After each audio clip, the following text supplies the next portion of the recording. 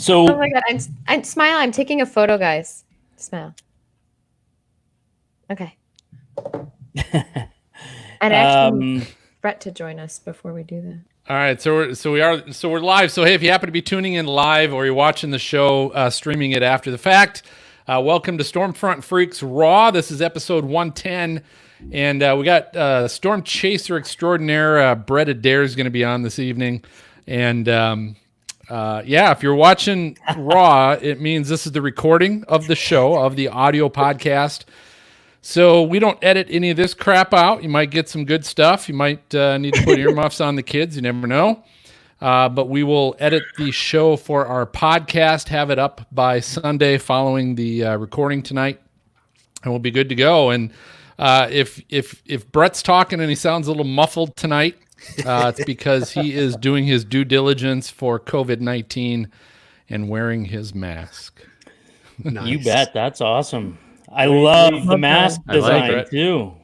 Got to sport it. I mean, this is something I got from Helicity Designs. Those guys do great shirts. And Justin got the mask going. So, hey, got to have a super sell. I mean, you know, sport the mask. And, I mean, I've been out in the field during this whole COVID thing and trying to take it very, very seriously. And I'm going to lose the mask now, but, you know. Hey, I'm a little disappointed you're not wearing our Stormfront Freaks mask that he also sells. Ooh. I need to get some of those. I really do, because I need several of these things in the field with me. I'm surprised we could hear you just as well with the mask. I thought I'd be like, womp, womp, womp, womp, womp, womp. Oh, MJ's got it upside down, but he's got his on. Is it upside down? Is it upside down? Ah, crap. There we go. How's that? It's not a funnel. It's a tube. It's a Christmas tree. That's better. It's a tube tornado. Oh, that is awesome. Tear to my eye. Man. It actually it actually has a little bit of a insane clown posse kind of look to it. A little bit. Yeah. All right. Nice. All right, so we got everybody. Everybody is on. I want Mass, one. how you doing tonight? I'm unstoppable, man. I am having a great day. Okay, good. Wow. I can't compete with that. I can't compete with that. Listen, I'm jazzed up. I was watching Brett's video, and I am like, what the heck? Oh, man, you are no doubt. one crazy dude. This is true. Yeah. This is true. I've known Brett for a while. Years. I texted about 10 people with the link and said, go to the 42-minute mark. Go to the 42-minute mark. That's when the car starts floating away, you know. Man, Greg and I I think you and I had some experiences out on the 2016 Dodge City tornado as well. You were right behind me, and you got some pretty iconic pictures as that little structure gets destroyed with a police officer in front of us, and then as you guys were alluding to, obviously the Hurricane Michael thing, which I don't even want to get into that too much, but it was crazy. It was definitely an experience. If I knew I was going to live, I'd probably do something similar again, not get my car floated, you know, not destroy the vehicle, but hey, I'd love to be in that spot. That was the most awesome thing I've ever experienced, but probably one of the most scared times of my life as well. Yeah, man, that was cool. That was crazy. All right. Well, let's do this. Everybody ready to roll? Got your phones turned off? Phil, have you looked out your window, man? No, why? It's gone green here. It looks kind of shiny, sunshiny where you're at. Oh, yeah. Sun's shining through the windows right now. No. It's shining on your grand piano. Oh, yeah, right. That's of course. I forgot about the background. Yeah. So amazing, Mass. Thanks. Your house is beautiful. It's an Airbnb. So yeah. That's all going south, dude. Yeah, but it's totally calm. I wish I could get onto Doppler here real quick, but I'm like, dang. You're green. good. I haven't seen it this green in a long time, so here's what we'll do. We'll go ahead and do the intro. Episode 110, all that. We'll introduce the team. It's happy hour. Find out what everybody's drinking. And then Maz, you've got Brett's intro. Are you good on that? I am. Okay. And then we will go until about 20-25 after, take a break, and go from there. Everybody ready? Yeah. Yeah, man. Ready to go? All right. You ready, Brett? I'm ready. You don't know what you got yourself into, brother. Hey, that's all good. I'm ready. Nobody ever does. Let's do it. All right. So here we go. We're coming in. 3, 2. Hey, welcome everybody to the most entertaining weather podcast on your listening and viewing device. This is the award-winning Stormfront Freaks podcast. Check out our website, stormfrontfreaks.com, and you can also watch and listen to all of the past shows in our library. We've got former guests like MIC at the National Weather Service Louisville, and former hurricane hunter John Gordon was with us a while back. That was a good time. We also had the tornado trackers, Gabe, Jeff, and Jeremy. Those were just a few, but we've got a great library, so check that out. But tonight we're recording episode 110. We're excited tonight. We've been waiting a while for this, Brett. We've got meteorologist and storm chaser. He's also the owner of Live Storms Media. Brett Adair is with us tonight, so looking forward to chatting with Brett a little bit. We've also going to take him through our lightning round, and we've got Jennifer. She's got a new segment she's going to introduce tonight. She just told us it's called Weather-Wise Trivia. Yes. So Weather-Wise Trivia. I get to ask all you guys questions. Yeah, so that should be fun. And then, of course, we got hashtag Weatherfools. We got a lot of other stuff. But before we get to all of that, let's just quick find out who's here tonight. It's always happy hour when we record. Lets you know, first off, that we like to have a good time with our guests and with each other. But so it's happy hour. So hope you can join us if you're at home or not at work. Not in the car. Those are not the places to join us. But MJ, what are you drinking tonight? Hey, tonight I took a lesson from Maz there last couple weeks, but it's not a summer shandy. I have a Liney's grapefruit shandy tonight. Oh yeah, that's good. Ooh, That's good. That's amazing. Pretty tasty. Good. All right, Maz, you bringing back the Liney's again? No, it's Braxton Brewing Storm. Nice. The That's golden a good one. female. Very That works. apropos this evening. I'm just saying. That is good. I like that. How about you, Greg? What are you drinking tonight? It's got to be Canadian whiskey and Coke. Whiskey and course. Coke. Yep. Well done. Is that a Very good. sound effect? I love that sound effect. I hope that's a sound I effect. know. I'm like, Wait, who is that? what the Doing heck? Jen, how about you? What Oh are you my drinking gosh, tonight, Jen? What do you guys think I'm drinking? I think the last time I actually was drinking tequila, but I've got water. It's Tequila and water. yeah, tequila and water. Tequila So and try water. to stay hydrated. Yeah. Okay. What about Very you, good. Phil? All right, What are you let's drinking? get to our guest, Maz. Awesome. what Hey, are you I'm drinking. what? Oh. This is OJ Mountain Dew, coconut rum, and some triple sec Wow. Holy crap. in a German plastic Frost mug. Plastic mug. Plastic frosted mug. All right, Maz. Hey, we are Enough of excited me. to have Brett Adair. He's an Alabama-born and raised meteorologist upon graduating from Mississippi State University, Dogs. Brett quickly launched his career in 2016 with Weather Nation TV as a field meteorologist tracking dangerous storms, and we can attribute to that here in a little bit. He's also a business owner and operates Live Storms Media, a brokerage firm for professional videographers and storm chasers around the world. You're a busy guy, Brett. You got all kinds of stuff going on, and you are one crazy son of a gun from that video I saw with you down at Hurricane Michael. Did you think you were going to die? There were a couple of moments there that it was questionable.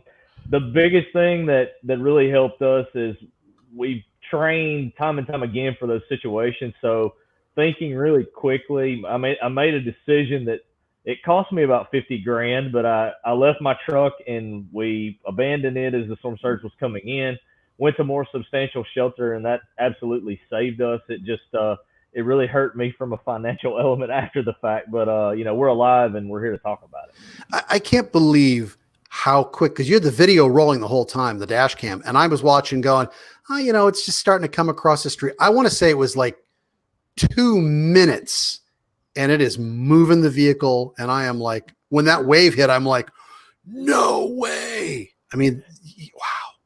It was crazy. The one thing that I will say, I'm gonna sound like an infomercial here. I had a live view running in the truck, so we had bonded signal there. That was the only way that anybody was going to be able to see that connected feed, was because Verizon had a fiber line cut. So we were running off AT&T and T-Mobile at that point, and we were able to keep a feed. The only reason that you guys lost the feed is the water got inside the truck and physically shorted the live view out. So I was able to go and recover the SIM card until the camera went underwater and it got corrupt. And that's how we were able to get some of that higher quality video after the fact. So yeah, it was nuts. It literally went from ankle deep water when I stepped out of the truck. Within the matter of 90 seconds, I was in chest deep water climbing on top of the truck. So do me a favor quick. Let people know that maybe aren't aware of this, Brett, or didn't know you were chasing Michael and what all happened. Just maybe talk a little bit about what was going on at that point, why you were where you were, and what was going on that made you make certain decisions at that point. Well, that being said, I work for Weather Nation TV. I'm still a field correspondent. I'm on the Gulf Coast right now watching Tropical Depression 8 to see what may happen with it. More than likely, tropical storm soon. I was doing this at that point in time, 2018, during Hurricane Michael. So we were having a discussion internally with the meteorologist in the studio, and the decision was, we need somebody to go toward Mexico Beach to see about getting in the eye. And this was about 3 to 4 hours prior to landfall. So I, obviously, being the most seasoned guy there, made the decision to go and check some of those areas out. I didn't see anything that made me feel really safe in Mexico Beach. One of my video stringers had some pretty valuable information and told me that there's a hospital, over in Port St. Joe, that's at about a 26-foot elevation. So if we get a big surge, we can go to the parking lot there and we should be safe, and we'll just have to deal with the wind. And honestly, my own person, I wasn't too worried about the wind. I knew it would be intense, but I thought I could survive the wind versus the water. So I went down and I did a lot of live shots at Port St. Joe for the 2 hours after that time period. We were about an hour, 15 minutes or so prior to landfall, and I got a phone call from the office. Can you go west? We need you to get in the eye. We need you to get in the eye. And a personal friend of mine, won't say his name, but a personal friend of mine who works with me and confides in me and has a lot of confidence in my decisions, he thought that hospital was in Mexico Beach where I had elevation, and I felt a little bit of pressure there and made a decision to go back toward Mexico Beach, thinking I might be able to beat it to get over toward Tyndall to get in the eye, because I knew if I got in the eye or got on the western side, I didn't have to worry about storm surge as much. Got extremely hairy very quickly as we were driving westbound on 98. Looked at my partner. The roof of one of the condos flew completely over the truck, came apart. We looked at each other and said, this isn't good.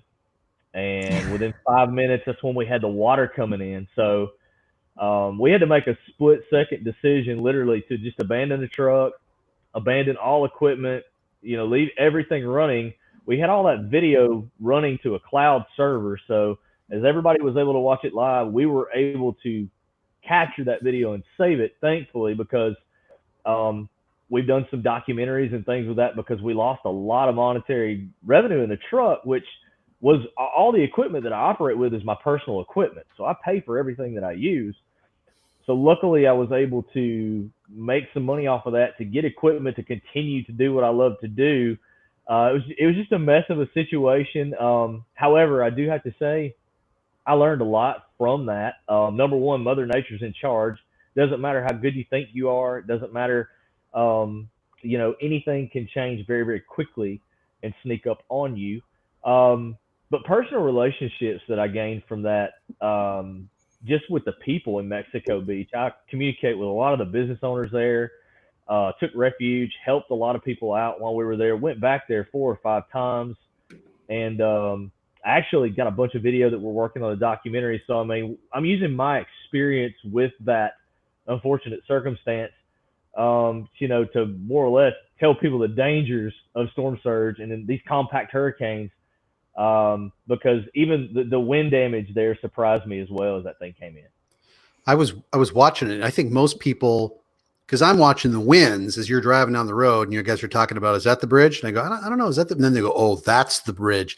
And I was looking at that going, don't go, Brett, don't go, Brett, because it was like at one point in time, for those who are up in like the northern parts, it was like blizzard conditions where you can't see more than just a few feet in front of you at times. And I think everybody thinks it's the wind, but I was so surprised at how quickly that storm surge came in and how dangerous that was. I mean, there's just so many elements to that. And how big was that storm event? What was at the peak? The storm surge, we actually went back. I had to recover my truck because it was undrivable. The engine seized up.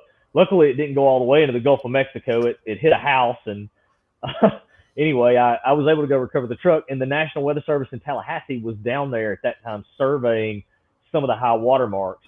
And one of the marks that we found, and I think the official surge was just over 20 feet there in Mexico Beach. Wow. Wow. It was pretty close to where Ginger Z was located when the house detached physically from a foundation and came across 98. So she had higher surge. In my area where I was at, I think the surge was closer to 16, 17 feet there, which was still tremendous.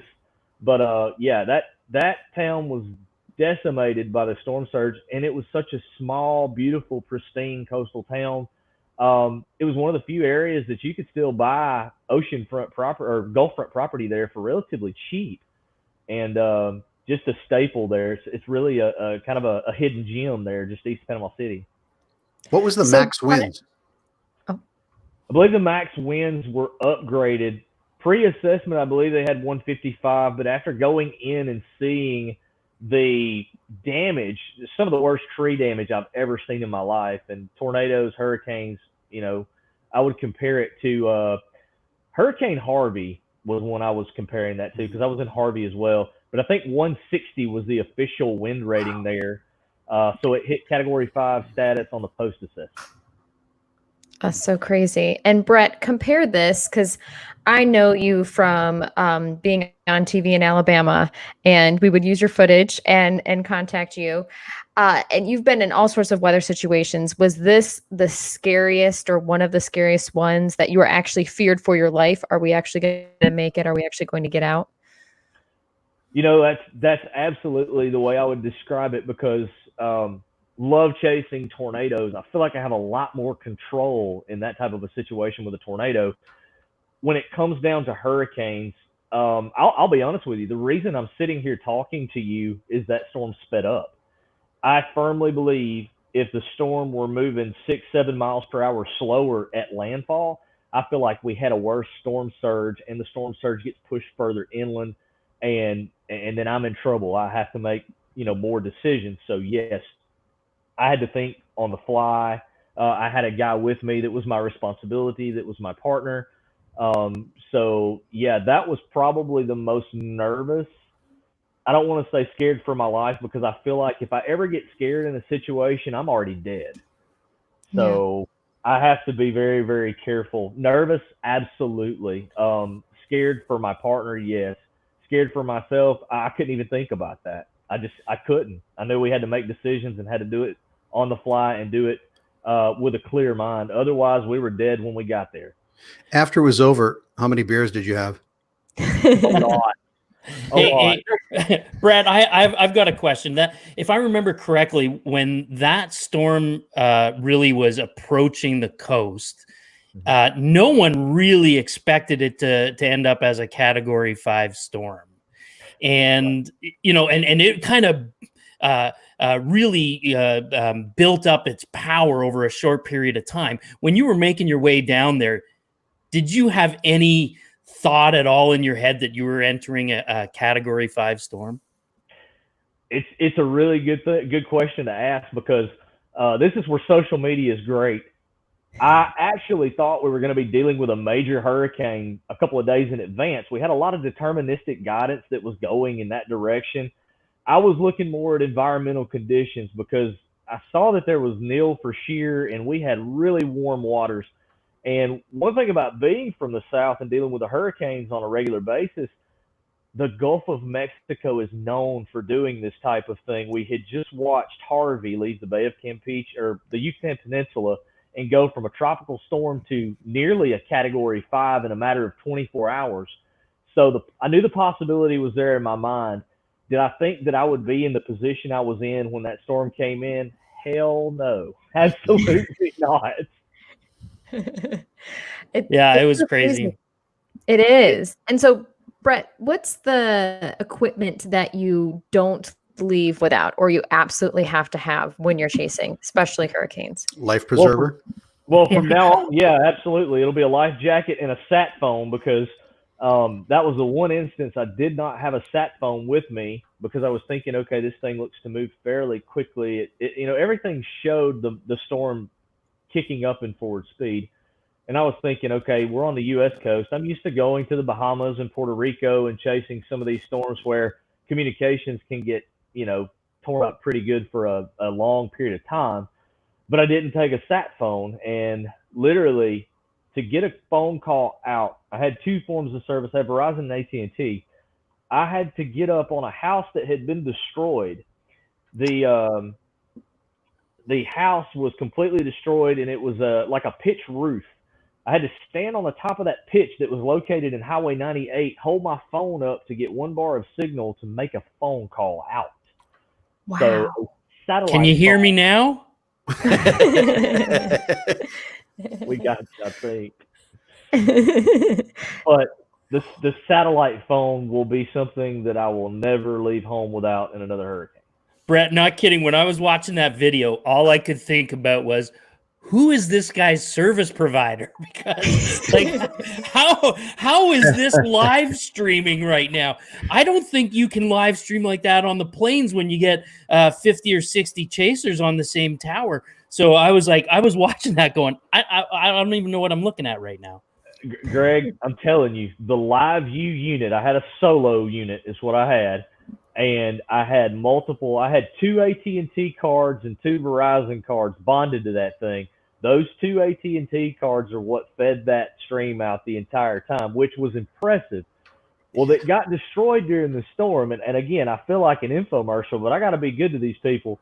So I called LiveView and I talked to the rep there and I said, hey, man, look at this video. I said, can we do something here promotionally to help you guys out and you help me out? Yeah. So they actually gave me 4 of the units for the price of 1. So Nice.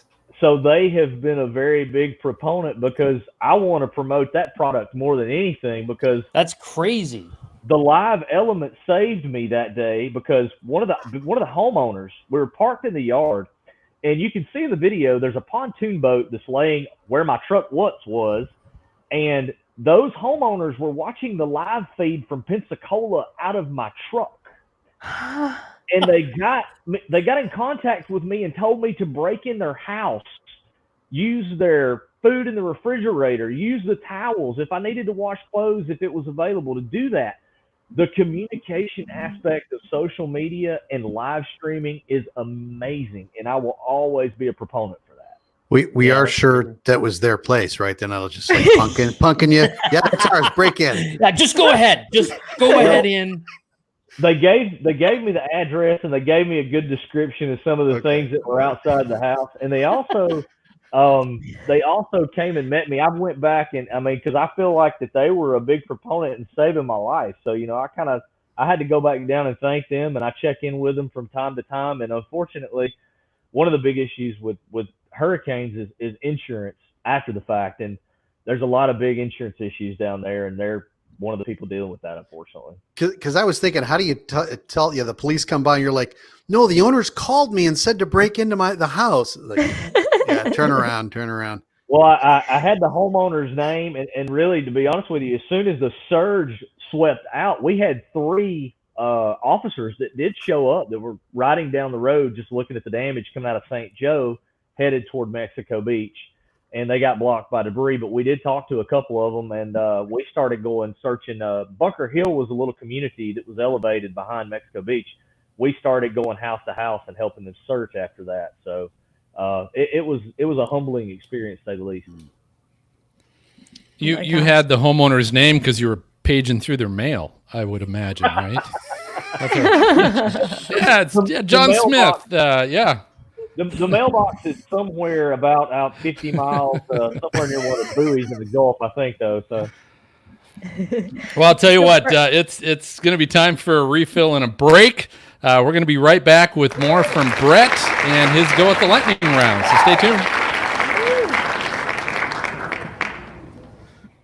You were lucky to be alive, Cool. buddy. Sorry to cut you off there, Jen. Yeah. Man. No, you're okay, Brett. I could ask you questions all day long. I swear. Brett, I I think I have, and I don't know if I've shared them with you or who were you with that day at Dodge City? We were actually in a rental because my fuel pump in my truck went out. So I had to go get a rental in Woodward and drive all the way up to Dodge City. We just got there right. Was it the little blue car, right? It was, yes. Yeah. Who was your driver? It was Ryan was driving, and then there was a guy. The guy that was driving my truck, Jared Michael, was in the back. Bigger guy. Yeah. Huge guy. He was hanging out the back of the car. Yes. Yeah, because I've got video of him. So there's a cop car in front of you. Right. We're behind you, and all of a sudden the driver's side door opens up. Well, you're going down the road after the tornado, and he's leaning out with a camera out the window. It was awesome. Yeah. Did I ever share any of those pictures with you? No, I didn't see those. You know what? Online. Yeah, maybe we'll. I'll share. I have a like a cloud link, and I'll just share the folder with you, and you're welcome to use them. It was some of my all-time favorite photos. At first, I was kind of pissed off that somebody was in the shot, but as you but honestly, as you know, without somebody in the shot, it's just a tornado, right? Like there's no sense of scale and depth and all that kind of stuff. So it was awesome. And then the guy leaning out the door, it was great. It was crazy. We pulled up to that officer, which I won't name them, but there were 2 or 3 individuals that passed him that he was really pissed off at and found at Applebee's later that night. But anyway, I know that. Right. We pulled up and we talked to him, and I said, "Hey man, I'm a meteorologist." I said, "Do you need some assistance?" Because he was scared to death. He had his daughter in the passenger seat that was like 10. So when he pulled off, the house, the little farmhouse that got hit, he pulled off. On the left there, yeah. He told us we were good to go, and I was like, thanks, man, because he was pissed off, ready to arrest everybody that blew around him. Yeah. Oh, my God. Yeah, we actually had a run in with him shortly after. There was a semi that was flipped over on the highway. And we stopped to help out there, but it was the same dude, and you could tell he was he was shaken up like pretty bad. We later got stuck on the north side of Dodge City and had to wait. We made a mistake. We went after. Did you cross past? It hit a natural gas tank. Yeah, we got blocked by that as well. Well, we were on the dirt road right in front of the natural gas tank about a half a mile as that tornado touched down in front of us. We were stuck there for like 3 hours. So yeah. Don't do that on the Kansas mud in a 2-wheel drive. Or whatever. Hey, Greg, how's your storm looking? Well, it's about 50 miles away now, and it's not tornado warned yet, but it's good looking supercell. Okay. Ooh, I'm jealous. I'm good for now, Phil. All righty. Well, we'll keep rolling. Anybody questions? How's our Garrett comments? had a suggestion for him what to have. Oh, yeah. Oh, that's a great suggestion. There you go. No doubt. Yeah. No, we welcome. We got lots of people on. Josh Burnham, Kyle Jordan, a couple of folks maybe new to us here. Steve's with us again as usual. Christine's with us. Garrett. It's almost something, Brett, when Richard, you think of people who snowmobile and go skiing off of so they can find them if they get into an avalanche or something. Right. Yeah, right. Yeah. Yeah, that's a great idea. They've got those, I guess they're satellite transponders that work like that. So I think I'm going to look into that too. Yeah, Cool. we can find Brett anywhere. All right, so let's do this. We'll come back and we'll go maybe till about quarter till. Or so and do the lightning round and take another break. Okay? Sounds good. All right. Perfect. Coming back. 3, 2. Hey, welcome back, everybody. We're with storm chaser extraordinaire, Brett Adair. We're having a great time talking storm chasing and hurricane chasing. But I want to jump ship here a little bit, Brett, and ask you about Live Storms Media and how first off, I guess the question is what got you to start that? Where did the inspiration come from and why? But then also kind of find out a little bit what's the future of storm video brokering, and where's that been going? Well, we started 2012 really. Hattiesburg, Mississippi took a tornado hit. I had a friend that was there. I actually worked for another broker at that time and attempted to kind of hand the business over to that person, but I guess there was a personal vendetta there. So I said, hey, can I do it? And made him a good chunk in media sales at that point in time. We also were able to help the Weather Service and the media get the word out for what was going on down there, because the University of Southern Miss took a hit. Well, it kind of evolved from that point. I was released from my other brokering agent because it was a successful venture at that particular point.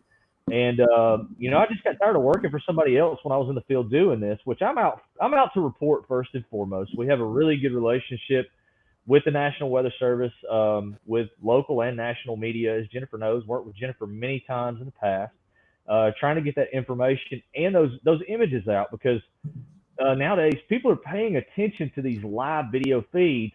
The radar is great.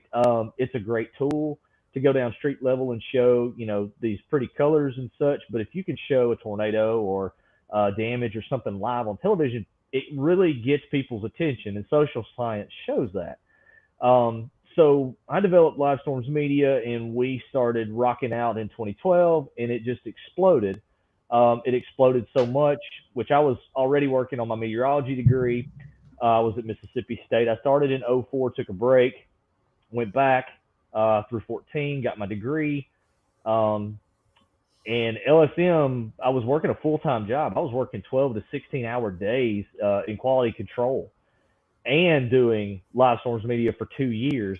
It became so much that I was unable to do both. So I had to kind of step away from my company job with the man, so to speak, and take a risk and just go out on my own. And, it evolved. We got a bunch of video stringers, professionals, some are amateur, which we groom to teach them how to do some of the video elements, the content, the storytelling, shooting. I mean, we can start with some of those guys from the ground up. We've got people from professional videographers down to your amateur. So we work with just about anybody. We'll give them a chance. Obviously, ethics are a big thing now, so we're having to be pretty tight on things that we allow, because we've grown to the level that we can't allow things that negatively represent our company to be said by people. So we run a pretty good ship from that element. One thing that has gotten kind of bigger through our lifetime with Live Storms Media is the social media element.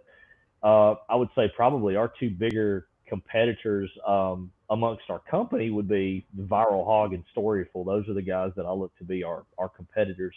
So we're doing new things to evolve, to work around and work with those people. We built our own proprietary content distribution network. Basically, our stringers upload their video to us, and it comes to me. I can get it on my phone, my iPad.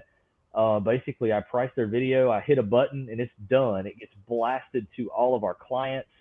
They have a portal that they can log in and look at video in real time.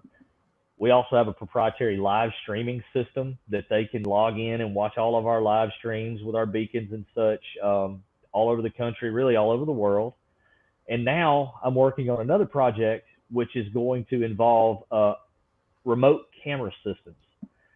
We have built 15 to 20 boxes that will put me in a position to basically show you the images that we were able to capture from Hurricane Michael without me being there.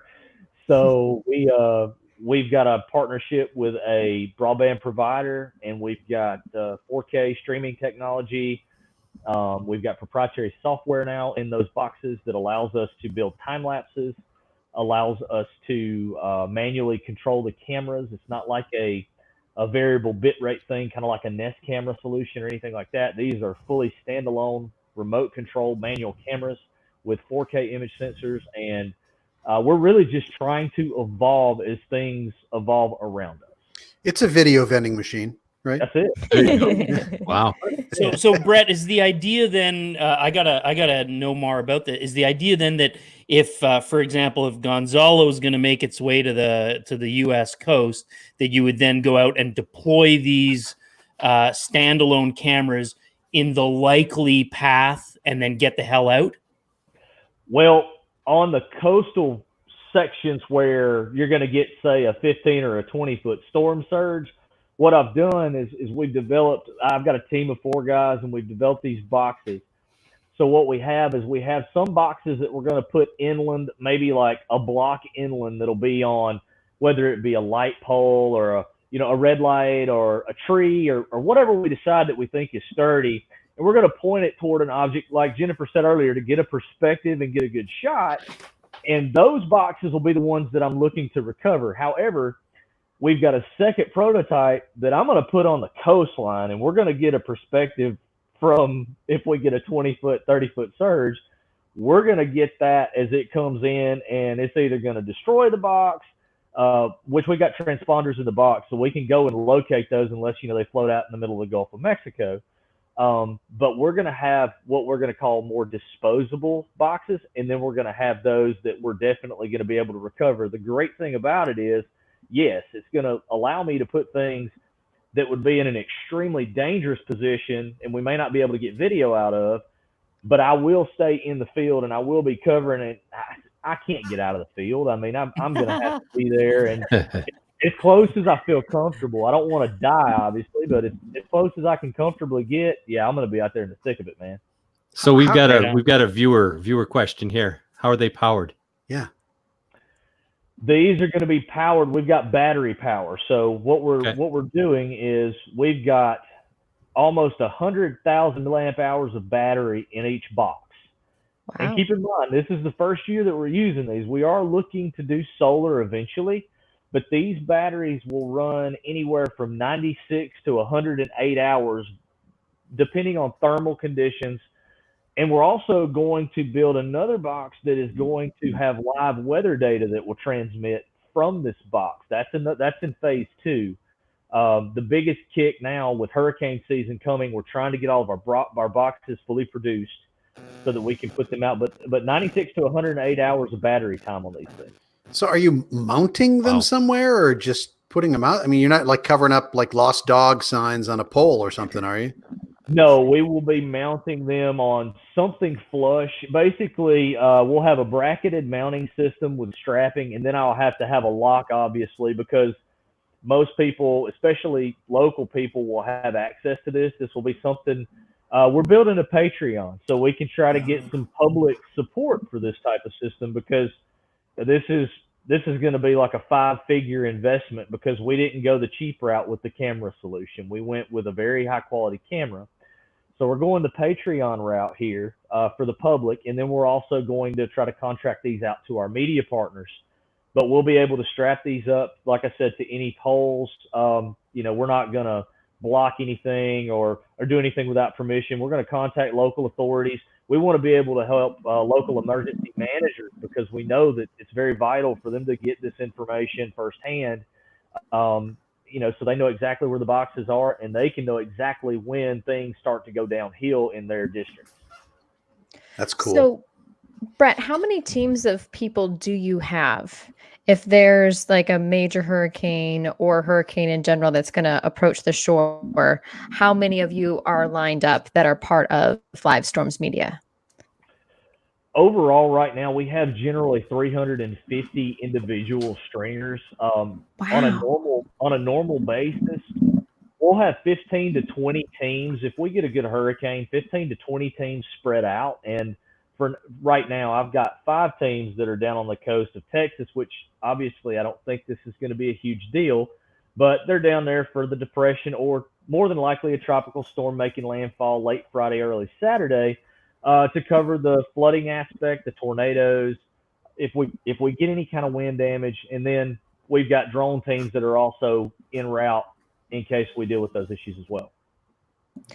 So between tornadoes and hurricanes, what's your preference? Great question. Perfect question, Jen. That would hurt. That is the correct question.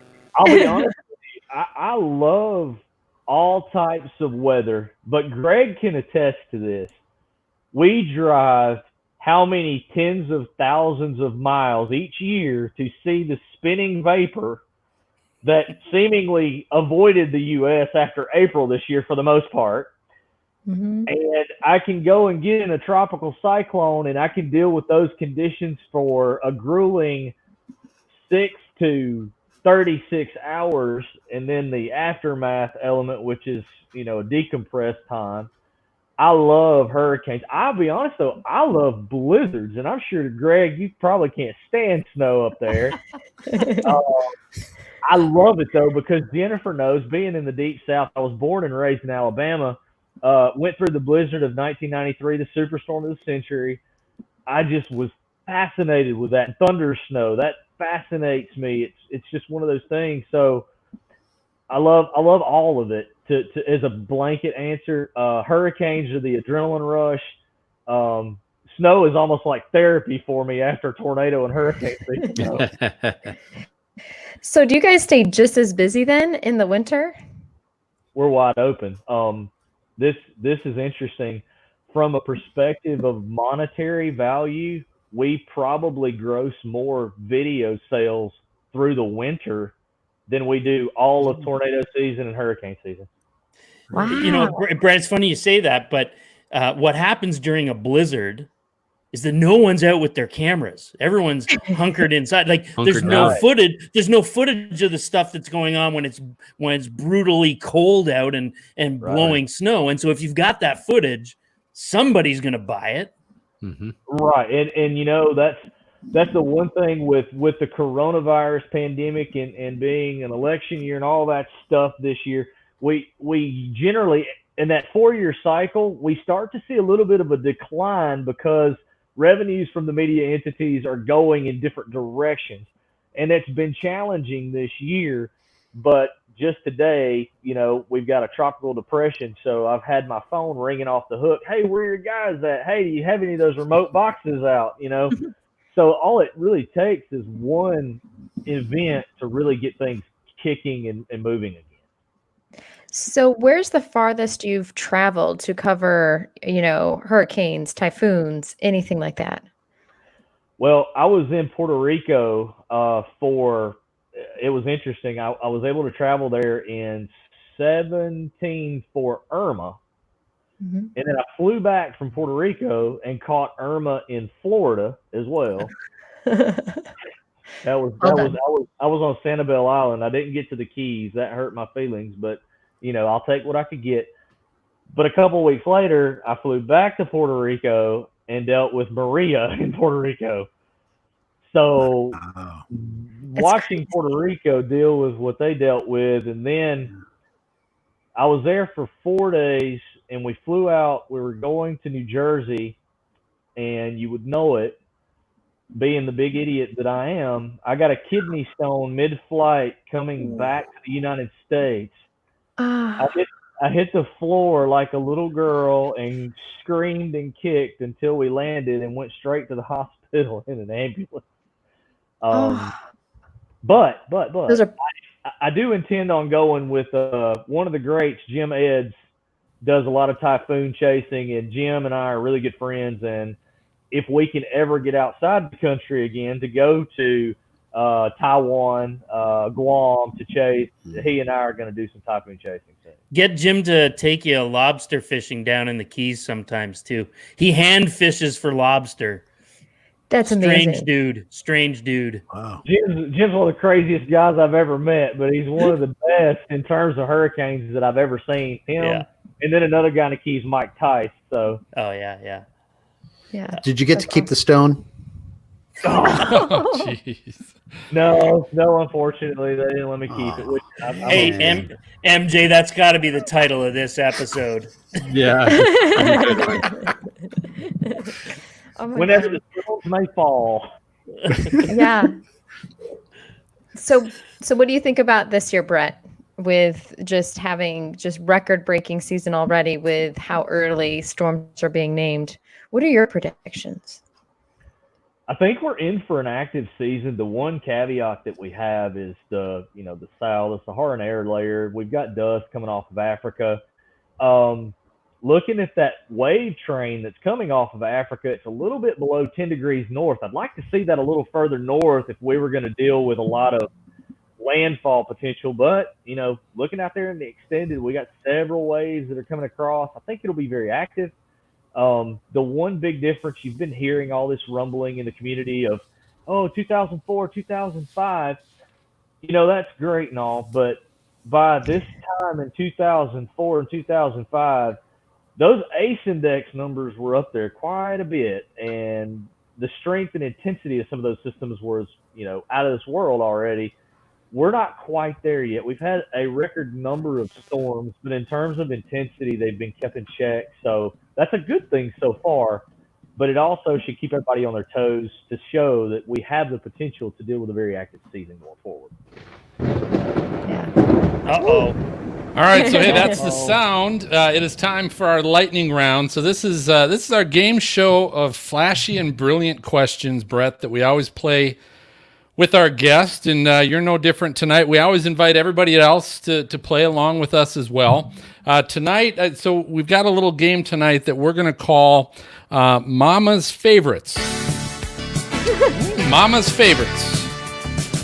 So you are obviously known for being down there in the Dixie Alley and doing a lot of chasing down in an area that a lot of people won't touch, including myself. I don't even like chasing in Kentucky, for crying out loud.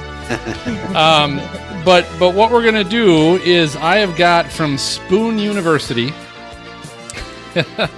Maz, I always think of you When we spoon? when we spoon. Where is this going, Phil? This is from Spoon University, and what this is the food each state is known for in Dixie Alley. So we have got 6 states. So keep track of these, Brett. 6 states: Alabama, Arkansas, Georgia, Louisiana, Mississippi, and Tennessee. So these are going to be our Dixie Alley states. And what I'm going to do is I'm just going to name a type of food, and you have to tell me which state that is most known for, as far as being, hey, this is the food that this state is known for. Does that make sense? Yeah, where's Makes Mama sense. come into this? Isn't Mama did that the cooking. yeah? I mean, isn't that like a southern? Home I don't cooking. know. That's Nice try. Sorry. Northern boy. That's a stretch. That's Trey probably a Rapp stretch up. anyway. But yeah, so Mama's Favorites.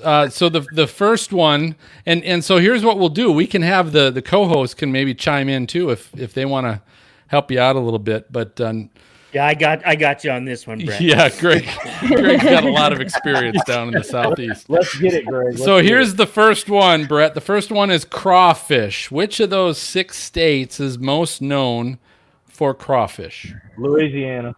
Oh, it's gotta be. That would be correct. Yeah. Louisiana. Very good. All right, so Louisiana's off the board, right? Oh, All right, so the next one is cheese dip. Cheese dip. What do you guys think? That's a tricky one. What are the state options again? We have what's left is Alabama, Arkansas, Georgia, Mississippi, and Tennessee. Oh, maybe Arkansas. Tennessee? Yeah, Tennessee or Arkansas. Yeah. Yeah, it's feel- gonna be one of those two. What do you think, Brett? Let's go with Arkansas. You can go with Arkansas? Ding, ding, ding. Good job, Brett. So that is Arkansas. We're 2 for 2. All right, the next one, hot chicken. Hot chicken, baby. What state is known for its hot chicken? That could either be Tennessee or Alabama. I was thinking Georgia, but that's not one of them. Tennessee. I don't- Tennessee. It is. I don't think it's Georgia. Let's go with Alabama on that one. I'm sure it's wrong because I know what it's going to be. All right, Alabama? That is incorrect. Jen, what did you say? Tennessee. That is right. There you I knew go. it was one of the two. Tennessee hot so chicken. hold on a second. They're I gotta so close to each other. I gotta ask though, what the hell is hot chicken? We had some in Oklahoma, and it was They hot. have it at KFC. KFC's got It was Nashville hot. hot chicken. Yeah, we Okay, had but- some in Oklahoma. Oh, Nashville hot. I got it. I was Nashville thinking hot, right? Kentucky for like KFC, but When you say hot though, you mean like spicy hot? Yeah. Gotcha. Yeah. It's a Gotcha. cayenne. It's a cayenne pepper Ooh-wee. Gotcha. kind of Yes, coating. Storm. that makes sense. All right, next one. We got 3 left. Biscuits and gravy. Mama's biscuits and gravy. It's got. Oh, I got to guess on this one, Phil. You can could be you can say your Mississippi right guess. now. It I comes think you down got to to go with Brett. Mississippi on that one. I tell you what, I'll Or ride with you. Alabama. Says the Canadian. Alabama, yeah, that's what I was about to Yeah, say. it's got to be a gotta Mississippi Alabama. thing. All right, so it says Alabama. I'm going with Bama. Yeah, that is incorrect. It's Mississippi. Mississippi. That's your state. Mississippi. Yeah, I did. All right. I would have thought Alabama. If you got a problem Yeah, with me it, take too. it up with Spoon University. All right, here we go. 2 more. Cheese grits. Cheese grits. All Wait, right, which let's states go. are left? That's Bama or Alabama. Georgia. That's Bama. We got Alabama and Georgia. What'd you say, Brett? That's Bama. That is correct. Yes. All right, so this is the tough one. I got the last one. This is the tough one. Peach cobbler. Peach cobbler. That's Georgia peaches all That's the way. good old Georgia. She's the beach. I wonder why you saved that one till the end, Phil. Actually, I saved that one to the end. I don't know why I did. It was the last one on my sheet right there. Georgia, peach cobbler. Anyway, you did outstanding on that, Brett. Yeah, Wow, nice. very good. So let's do this. Let listeners know, I guess, how they can find you on social media and track you and all that good stuff. You can search for me on Facebook and Twitter, Alabama Storm Tracker, Ala Storm Tracker. You can look at me up, Brett Adair. LiveStormChasing.com is our live streaming site. That's where most people watch us, and we've got an app in the iOS and the App Store, Android App Store. It's Live Chasing. So check us out there. We'll be out for every storm in the foreseeable future. Awesome. All right. Well, I'll tell you what, we're going to go ahead and take our final break. We're going to be right back with Jen's new weather segment, which she is titling Weather-Wise Trivia, and some good old weather fools. So stay tuned, and we'll be right back.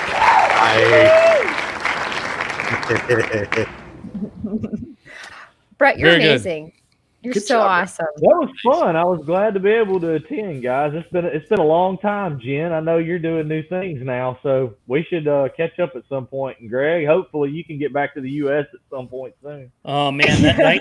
You know what? If there was ever a year to miss May in the plains, it was this May. So I'm totally fine with it this year.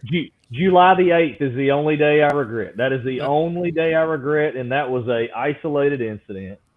That was going to be my question to you, but we were running out of time. But I was going to have you do a first. What's your first reaction to one number? And I was going to say 2020. What's your reaction? Trash. I mean, utter all the way across the board. Let's just erase it. I mean, the history books it couldn't have been good for Storm Video brokering. This year's been tough. I'll put it to you this way: I lost a couple $1 million contract due to COVID. So yeah, I'm not very happy damn. about that, but hey, Hey, Brett, when you saw that July 8th storm, Yeah. what did it remind you of? Dodge City. Really? I thought of the August 10th in Minnesota in 2010. Oh, yeah. That's the one that Andy Gabrielson. Andy Gabrielson had. I mean, it was almost like visually almost identical. MJ, you would agree with that? Yeah, it's yes, maybe. Care to elaborate? No. I mean, I this know one was it's amazing. yeah. Like it was crazy. It was. What about it was. the guy that got his tooth knocked out? He got so close to the tornado, he got his tooth knocked out by it. I didn't even see That's that. crazy. I didn't see that either. Michael Was Moore. that same was that the same one that just kind of was stationary and There And was a live stream that was on the Weather Channel, and a guy that I know named Michael Mars was in front of the stream, and he got out of the car and was filming, and got hit by a piece of debris, and it knocked his front tooth out. Jeez. God, wow. I mean, he got the shot of a lifetime. It was the dumbest thing he ever did, but he did. I mean, hey, I wish I could have been there. That would be a hashtag weather fool, but one of those that we'd be like, God, I wish I was there. Yeah, I wish that was me. Give my right eye tooth for that. Hey, Brett, can you, before, I assume you're going to take off. You're going to leave? I mean, I can hang out either way. It's up to you. Hang out. It's up to you. Yeah, What do you hang want to do? I can hang. Okay. Yeah. Still do me a quick favor. If you can do a quick soundbite for us, just say, hi, I'm Brett Adair, Storm Chaser, owner of Live Storms Media, and you are listening to the Stormfront Freaks podcast. Hi, I'm Brett Adair, meteorologist and storm chaser, as well as owner of Live Storms Media. You are listening to the Stormfront Freaks podcast. Wow. Dang. That's good. Nice. You were on target. All right, so here's what we'll do. We will come back. Greg, you're introducing Weather Fools. So just kind of give I'll come into our Who's got Weather Fools tonight? I've got 2. Anyone else? Wow. Whoa. You guys are so fucking reliable. It's unbelievable. Hey, I got my whole You mean segment. consistent? I have my Consistent. own segment. I'm consistent. Consistent, yes. Oh my God. All right. Feels All right. like Well, you know, Thanks, usually Phil. Phil, you usually have like 7, so we I know. don't Yeah. really have to do anything. But you know, All right. You're kind of letting Well- us down tonight, Phil. I mean, Yeah, really. that's true. All right, so I guess it's me. So Greg, you can introduce me. Yeah. I got you. So I'll come into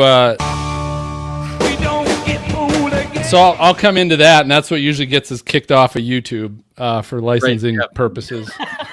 But we're not going to make any fucking money on YouTube, so it doesn't matter. So I'll come in on that, and then, or Greg, you'll come in on that. Introduce what it is, and you can introduce me, and I'll show my 2. I'm sharing my screen now, and then when I'm done, take it back and just remind everybody, look on show notes on the website or on your app. Look on the show notes for the links, episode 110. 110. All right, and then Jen, I will introduce, turn it over to you, and then you can introduce your segment, and we'll go crazy for you. Mark, MJ, you got any freak fan box stuff? The box is empty tonight. Okay, so we won't hit that. Come on, fans. What the heck? We need a little love, folks. Yeah, it has been empty for a long time. So No, it's our fans have been good, but you're as fucking reliable now as our co-hosts are tonight, I guess. They're all too drunk to write. Cheers to all of you. I love you all. Yeah. You know that. I feel like We love Phil's you. really angry right now. He's really angry. He's an angry Phil, an evil Phil. All right, so then I'll close it up. I'll close it up then after Jen when you're done with your weather-wise trivia. Okay. Jen, I'm digging the hair, by the way. It's very nice. Oh, yeah. Oh, and this is like crazy, wild. Yeah, this isn't Exactly. normal. And so Brett, you are now you're a co-host, so you can chime in and you can heckle everybody, and you can do whatever you want. So you're one of us for this last part. Sound good? Let's do it. All righty. So Greg, I'm gonna bring you in. You ready? Yep. All right, coming in 3, 2. All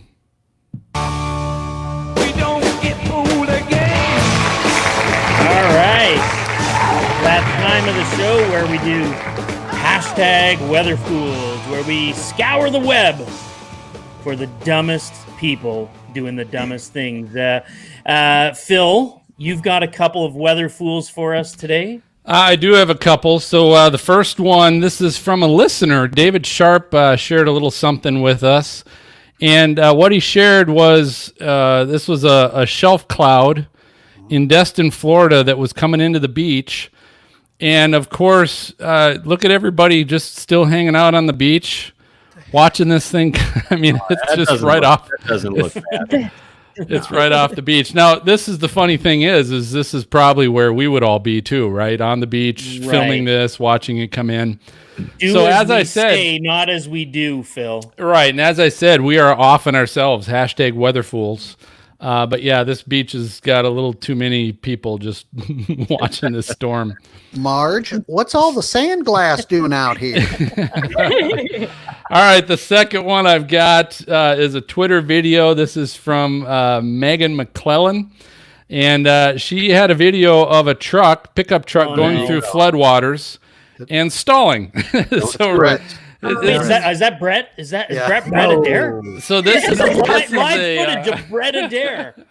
This is a simple residential street, and this is in Tulsa, Oklahoma. And they were filming this bozo driving through the flooded street and then stall. And now they're not moving. Hey, Brett, turn around. Don't drown, Brett. There you go. Turn around, don't Yes. Brett. It's all right. I'll Guys, get I have through to to hold tell my beer first. So I have to tell you a story. I was at the beach last week with my family, and we had the storm clouds come over and everything. We saw 3 water spouts. They were very, very brief, but there were 3, and it was so awesome. But they were idiots, just like you showed, Phil, on the beach. And even some of my family, I'm like, guys, let's go, move it. And because people don't realize the positive lightning strikes are the most dangerous outside of the storm. They're the hottest. Not even in the storm. So there you have it, folks. Jennifer Watson, hashtag weather fool. Yep. Right? I know. I was And smart. we've all I been was there. fun. And Yeah. family.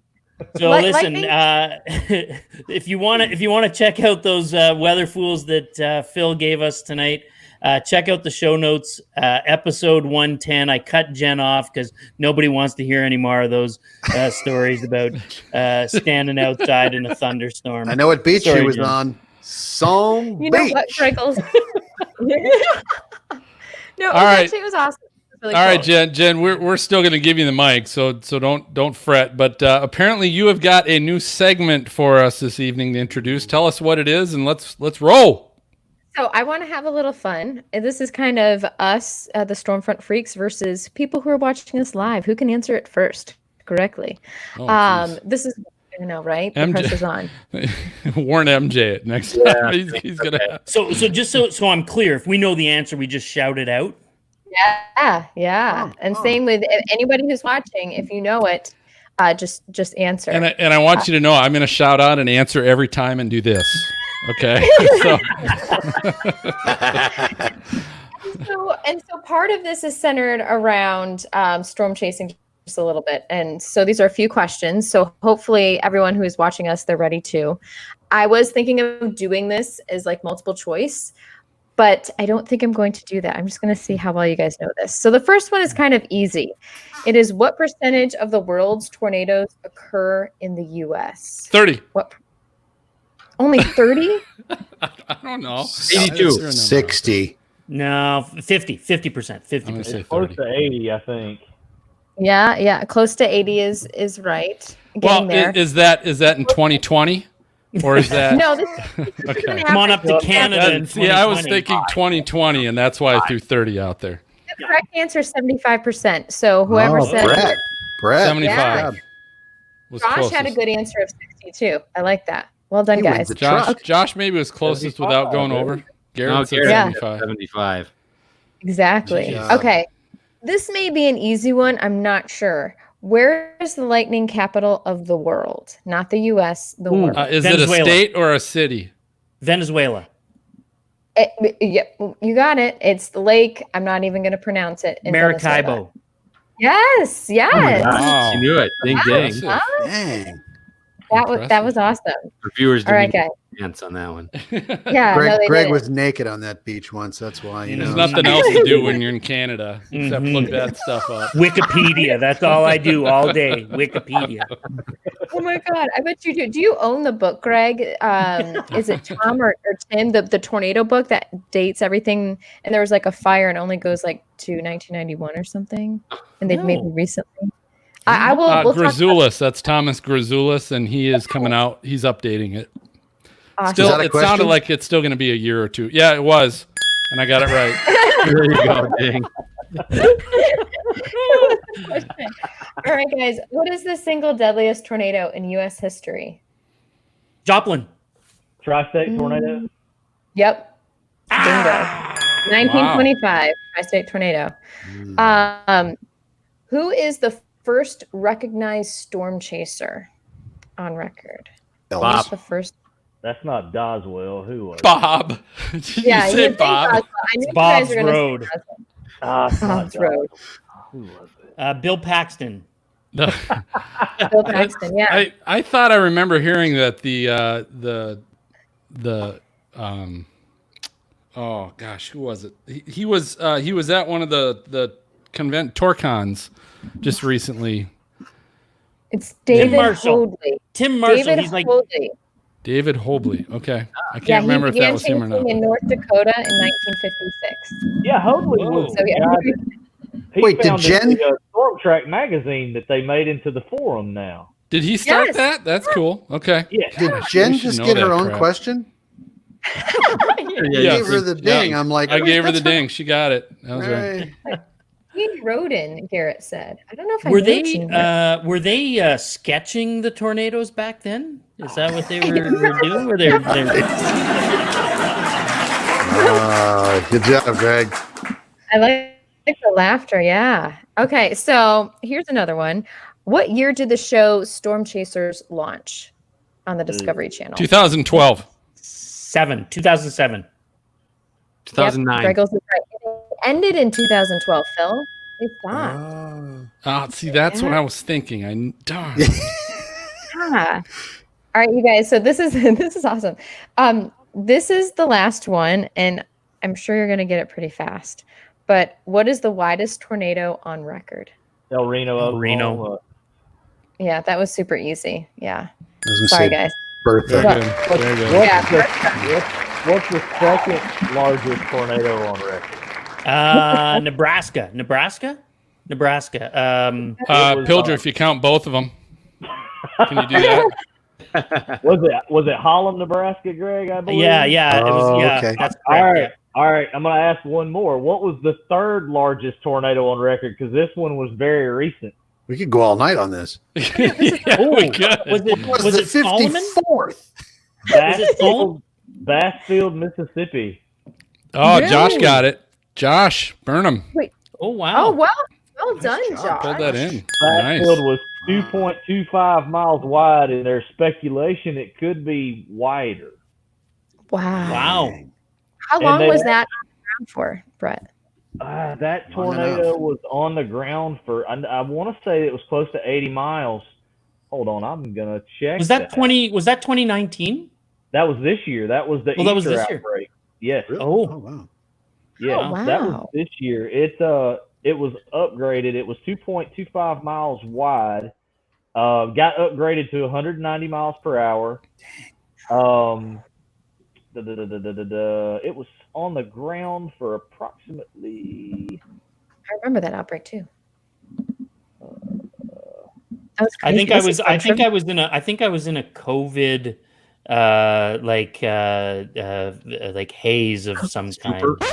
Yeah. No, you were drinking. What was that? Come COVID on. haze running. That's Same- where on that the haze same- came from. Brett, were Same you on that thing. tornado? Yeah. Brett, Yeah, did I'm you trying trace to find that link. Yeah, I was actually on that tornado as it approached the 2059 corridor. I was out that day.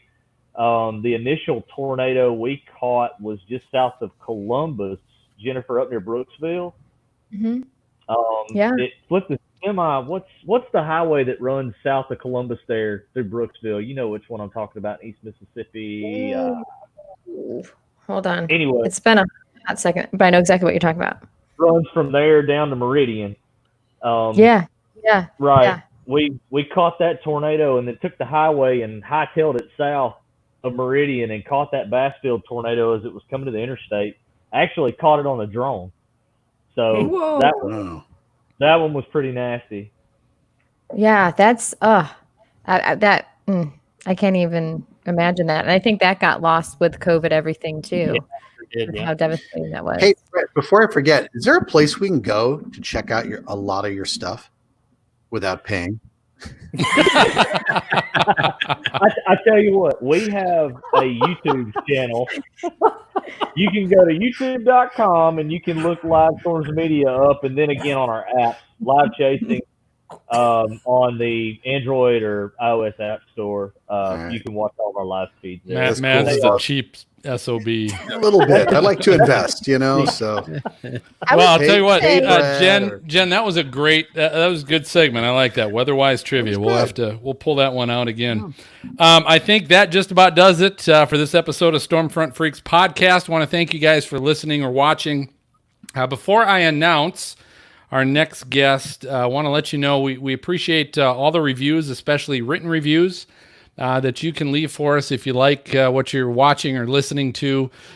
You can either catch us on social media, Twitter, Facebook, Instagram. Just search Stormfront Freaks. Or you can usually leave, especially on Apple Podcasts, you can leave a written review if you're listening to us there. Just let us know, I guess, what you like and let us know if there's something you don't like. But regardless, if it's something written, we can say something on our next show. And don't forget to subscribe. A lot of times, whatever podcast app you're listening to, whether it's Pandora, Apple Podcasts, iHeartRadio, Spotify, any of those, subscribe. There's usually a follow or subscribe button. And if you hit that, it just guarantees when we post the next show, it's going to show up right away in your inbox, so you'll have access to that before anybody else. Is that the royal version of Pandora? The Pandora? Sorry. Okay. I do want to special thanks to our guests tonight, Brett Adair. Brett, thanks for coming on. You were awesome. Good having you, buddy. So thanks for coming on. And we will be recording our next episode. We're a bi-weekly show. We're going to be live on YouTube and Facebook on Thursday, August 6th, 9 o'clock Eastern, 8 o'clock Central. We're going to have Hurricane Tracker Mark Suddeth is going to be back with us. So we'll be tracking and talking some more hurricanes, so that should be a good time. But for MJ, Maz, Greg, Jen, and Brett, I'm going to go ahead and signal the all clear, and we'll catch you guys next time. Good night, everybody. Hi, guys. Hey, Brett, before you... Wait till the applause is done, buddy. Done. How many times? So we got to listen to the next show because we're going to get right at the end. Hey, Brett. It's good. It's good, man. It's just like the Tonight Show. That's how they always end it. All right. Go ahead. Now you can talk. The applause is done. Studio audience is walking out. You're good. Brett, what's your email? Oh, maybe you don't want to give that out over the... it's live. Let's cut. Hold on. Let's cut the live. Yep, hang on a second. See everybody. Bye, guys. Sorry about the Pandora thing.